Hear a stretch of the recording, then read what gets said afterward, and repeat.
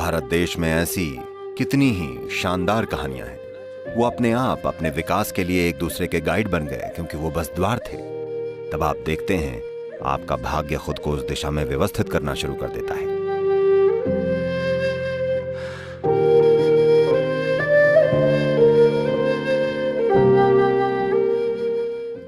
भारत में ऐसी कितनी ही शानदार कहानियां हैं कि स्त्रियां कैसे दिव्यदर्शी बन गईं, बस यूं ही अपने पतियों के प्रति समर्पित होकर, क्योंकि उन्होंने उसे एक आदमी की तरह नहीं देखा। भारत में ये एक प्रथा रही है, अब ये बेशक जा चुकी है। पहले वो पति को स्वामी कहती थी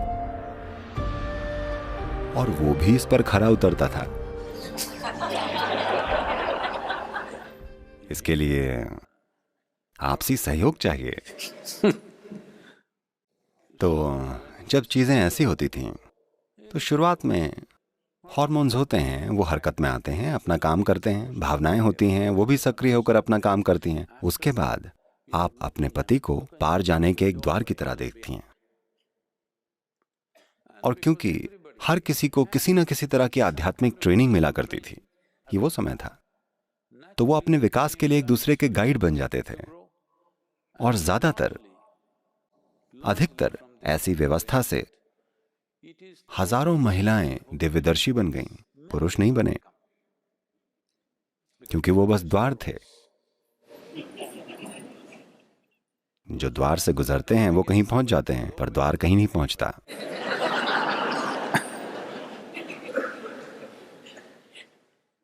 द्वार वहीं रह जाता है, लोग आते हैं जाते हैं, है कि नहीं? भारत में ऐसे कितने ही शानदार एग्जाम्पल हैं कि स्त्रियां कैसे दिव्यदर्शी बन गईं, बस इसलिए क्योंकि उनकी भावनाएं एक ही दिशा में थीं, बस एक ही दिशा में। ये एक पल को भी बदली नहीं। देखिए, जैसी शिक्षा आपको दी गई है उसका स्वभाव ही ऐसा है। आप मानते हैं कि आप अपना मन किसी चीज पर फोकस्ड रख सकते हैं, पर आप ऐसा नहीं कर सकते, है कि नहीं? हेलो, क्या आप अपने मन को मुझ पर या अपने पति पर या अपनी पत्नी या बच्चों पर या अपने भगवान या चाहे जो हो उस पर फोकस्ड रख सकते हैं? या आप अपने बिजनेस या पैसे को ही ले लीजिए, क्या आप 24 घंटे अपने मन को पूरी तरह फोकस्ड रख सकते हैं? हेलो, नो, नहीं। तो ये तो है अभी आपकी बुद्धि का स्वभाव। तो अगर आप अपनी बुद्धि को ट्रेनिंग देना चाहें कि ये ऐसे रह पाए, कि लंबे समय तक एक ही चीज पर टिकी रह सके, तो ये बहुत बढ़िया होगा, पर इसमें बहुत मेहनत लगेगी। लेकिन आपकी भावनाएं ऐसा कर सकती हैं। आपके जीवन में ऐसे मौके आए हैं जब आपकी भावनाएं किसी से बड़ी मजबूती से जुड़ गईं, तब 24 घंटे बस वो ही वो है ना?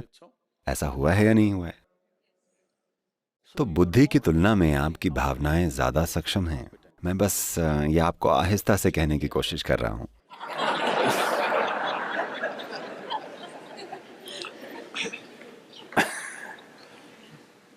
Hello, it okay? ओके है ना? औरतें कहेंगी ओके, उनके लिए आसान है। पुरुष कश्मकश में है क्या? चाहे आप आदमी हो या औरत, ये आपके लिए सच है। इस पर गौर करके देखिएगा। हो सकता है आपका प्रेम फोकस ना हो, पर आपका गुस्सा फोकस्ड होता है। वो भी एक भावना ही है। अगर आप तापमान पर या तीव्रता पर ध्यान दें, अपने जीवन के कितने पलों में आपको ऐसे विचार आए हैं जो कि गर्मा गर्म तीव्रता के साथ जल रहे थे, पर आपने ऐसी भावनाएं महसूस की हैं, है ना? हेलो? अपनी बुद्धि की तीव्रता को झटका देकर चढ़ाने की तुलना में अपनी भावना की तीव्रता को झटका देकर चढ़ाना ज्यादा आसान है, क्योंकि पहले वाले में बड़ी मेहनत लगती है।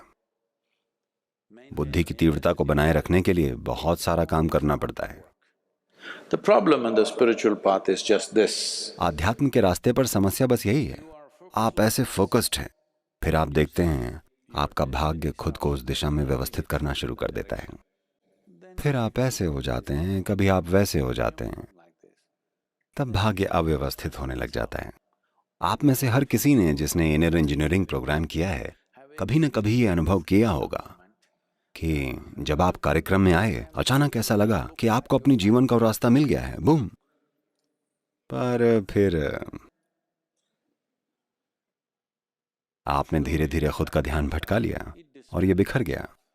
आपको समझना होगा कि रास्ता तय कर लेने के बाद आपको रास्ते पर टिकना पड़ेगा अगर आपको उड़ना है तो। अगर आप ऐसे ऐसे ऐसे करेंगे, वैसे भी हम सब इधर ही जा रहे हैं। हेलो? नहीं, सब सोचते हैं कि वो ऐसे जा रहे हैं, उसका कोई सबूत नहीं है। नीचे जाने का सबूत है, हाँ या ना? आपके पास कोई सबूत है कि आप ऊपर जा रहे हैं? नहीं, पर इसका सबूत है कि आप नीचे जरूर जाएंगे। हाँ, अगर आप उनमें से हों जो मंगल पर दफन होने का खर्चा उठा सकते हैं।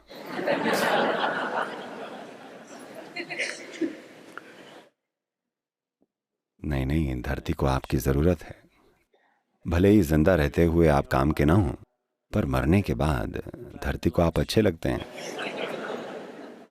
हाँ, वाकई धरती माता आपको वापस पाना चाहती हैं। प्लीज इसके लिए उन्हें मना मत कीजिएगा। जब हमने कहा कि भक्ति ही वो रास्ता है, तो लोग सोचते हैं कि भक्ति यानी मंदिर जाना, चर्च या मस्जिद जाना। लोग सोचते हैं कि भक्ति यानी धर्म। नहीं नहीं नहीं। Devotion means you're organizing your emotion in such a way that it works for you. Absolutely. भक्ति यानी आप अपनी भावनाओं को ऐसे व्यवस्थित कर रहे हैं कि ये पूरी तरह से आपके लिए काम करे, पूरी तरह। क्योंकि सिर्फ और सिर्फ भावना में रहते हुए, सिर्फ भावना के पलों में ही आपने अपनी सबसे भीतरी मिठास को चखा है, जिसे आप मैं कहते हैं। ऐसा है कि नहीं है कि आपने बुद्धि की मदद से इसको कभी छुआ है? दुनिया में ऐसे बहुत ही कम लोग हैं, यकीन मानिए। दुनिया में बहुत ही कम लोग बुद्धि से उस मिठास को छू पाते हैं। आप में से अधिकतर लोगों ने सिर्फ भावना में रहकर अपने जीवन की उस मिठास को जाना है ना? हाँ, आपकी जिंदगी के सबसे खूबसूरत पल भावना के पल हैं, है ना? Well, it might not have lasted, that's another point. वो शायद टिक ना पाए हों, वो एक अलग प्रॉब्लम है। शायद उन्हें मैनेज करने में कमी रह गई हो। आप स्थिति को अपने हिसाब से मैनेज ना कर पाए हों, क्योंकि आपकी भावनाएं, आपका भीतरी माहौल बाहरी दुनिया का गुलाम है। और मैं चाहता हूं कि आप ये समझें कि दुनिया में कोई भी पूरी तरह से बाहरी माहौल को मैनेज नहीं कर पाता है। हम इसे कुछ हद तक मैनेज कर सकते हैं। कभी ये हमारे हिसाब से चलता है तो कभी हमारे हिसाब से नहीं चलता है, कि नहीं? हेलो?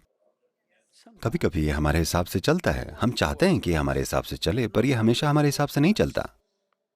पर हमारा भीतरी माहौल हमारे हिसाब से चलना चाहिए हमेशा, क्योंकि ये हमारा है। लोग कभी आपके काम आएंगे, कभी ये आपके खिलाफ हो जाएंगे, कभी ये आपको इग्नोर कर देंगे। ऐसा होता है ना, चाहे आपका बहुत बड़ा लव अफेयर ही क्यों ना चल रहा हो। Hello? भले ही आपका बहुत बड़ा लव अफेयर ही क्यों ना चल रहा हो, कभी वो आपके साथ बड़े अच्छे रहते हैं, कभी वो आपको इग्नोर करते हैं, और कभी वो आपको बड़ा परेशान कर देते हैं। Yes or no? हाँ या नहीं? तो भक्ति का मतलब है अपने भीतरी माहौल को ऐसे व्यवस्थित करना कि आपका भावनात्मक आयाम हमेशा आपका साथ दे, आपके खिलाफ ना हो। और इसके लिए आपको इसे वहां बांधकर छोड़ देना होगा।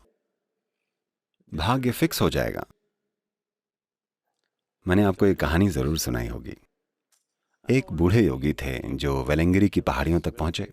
ये वेलंगिरी पहाड़ियां, ईशा योग सेंटर इन्हीं वेलंगिरी पहाड़ियों की तलहटी में है। ये मुश्किल चढ़ाई है, करीब 5,800 फीट ऊपर खड़ी चढ़ाई है। वो 80 साल से ज्यादा के थे। वो धीरे धीरे चढ़ते हुए ऊपर पहाड़ी पर जाना चाहते थे, क्योंकि वहां ऊपर एक पवित्र स्थान है। जो दुकानदार वहां बैठा करते हैं, ये बेवकूफ कभी ऊपर पहाड़ पर नहीं चढ़े। वो वहीं तलहटी में बैठकर बिजनेस करते हैं। तो छोटी मोटी चीजें बेचते हैं, कुछ खाने की चीजें, कुछ बीड़ी और तंबाकू और ये सब चीजें। वहां बैठे बैठे बीड़ी पीते पीते वो इस योगी को देखकर बोले, ओए बूढ़े आदमी, तुम्हें पता है ये पहाड़ी कितनी ऊंची है? हम भी वहां ऊपर नहीं गए हैं।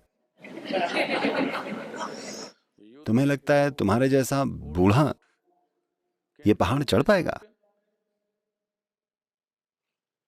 योगी ने उनकी तरफ देखा और कहा, मुस्कुराते हुए कहा, देखिए, मैंने पहले ही अपना दिल वहां ऊपर रख दिया है। बाकी शरीर अपने आप पीछे पीछे चला जाएगा। आप मेरी चिंता मत कीजिए। मेरा दिल पहले से ही वहीं है। मैं भी पहुंच ही जाऊंगा। जहां आपका दिल है आप वहां कैसे भी पहुंच ही जाएंगे, है ना? हाँ, तो ये होता है अपनी भावनाओं के इस्तेमाल से अपने भीतरी माहौल को संभालना। यानी आप अपना दिल वहां फिक्स कर दीजिए और उसमें कोई बदलाव मत कीजिए। वो पहले से ही वहां है। अब आप चाहे यहां देखें, वहां देखें, चाहे जो भी करें, आपका दिल आपको उसी तरफ खींचता रहेगा।